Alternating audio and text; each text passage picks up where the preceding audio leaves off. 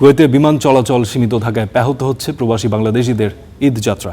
অনেকেই কয়েক মাস আগে টিকিট কেটেও দেশে ফেরা নিয়ে অনিশ্চয়তার মুখে পড়েছেন। এছাড়া পর্যটন ভিসায় কুয়েতে বেড়াতে যাওয়া অনেক বাংলাদেশিও দেশে ফেরা নিয়ে অনিশ্চয়তার মুখে পড়েছেন।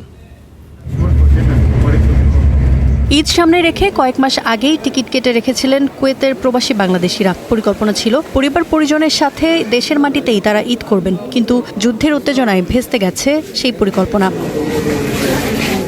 মধ্যপ্রাচ্যের দেশে দেশে ইরানের ড্রোন ও ক্ষেপণাস্ত্রকে কেন্দ্র করে বিমান চলাচল স্থগিত করেছে সৌদি, কুয়েত, কাতার ও আরব আমিরাত। ফলে ঈদযাত্রা নিয়ে অনিশ্চয়তায় আছেন দেশগুলোতে থাকা প্রবাসীরা। টিকিটও লইছি, ভ্যাকেশন অলরেডি আমার ওকে হয়ে গেছে কোম্পানি থেকে।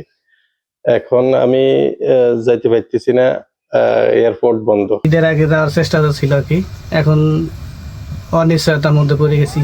ভিজিট ভিসায় বেড়াতে যাওয়ারাও আছেন বিপদে। পরিবার ও আত্মীয় স্বজনদের বিদেশে নিয়ে বিপাকে পড়েছেন অনেকে। তাদের ভিসার মেয়াদ ফুরিয়ে আসছে, কিন্তু ফ্লাইট বন্ধ থাকায় তারা অনিশ্চয়তায় পড়েছেন। আমি একজন কুয়েত প্রবাসী।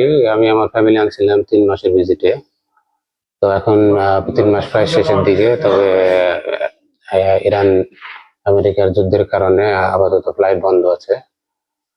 তো কুয়েত সরকার 1 মাসের ভিসা এক্সটেনশন দিছে।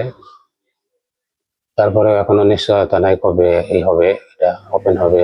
তবে বিমান সংস্থাগুলো আশ্বস্ত করেছে ফ্লাইট চালু হলে কোনো বাড়তি ভাড়া ছাড়া আগের কাটা টিকিটেই তারা ভ্রমণ করতে পারবেন। বর্তমান চলমান পরিস্থিতিতে যাদের ফ্লাইট মিস হয়েছে, যখনই পরিস্থিতি স্বাভাবিক হবে তারা যারা যে এজেন্সি থেকে টিকিট নিয়েছেন ওই এজেন্সির সাথে যোগাযোগ করে কোনো ধরনের ছাড় ছাড়াই টিকিটের তারিখ পরিবর্তন করতে পারবেন এবং ওই টিকিটেই দেশে যেতে পারবেন এবং আসতে পারবেন। এতে কোনো ধরনের সমস্যা হবে না। ইরানে যুক্তরাষ্ট্র ও ইসরায়েলের যৌথ হামলার পর গেল 28 ফেব্রুয়ারি থেকে মধ্যপ্রাচ্যের বিভিন্ন দেশে বিমান চলাচল বন্ধ রয়েছে। Ifat Khandaker, Star news.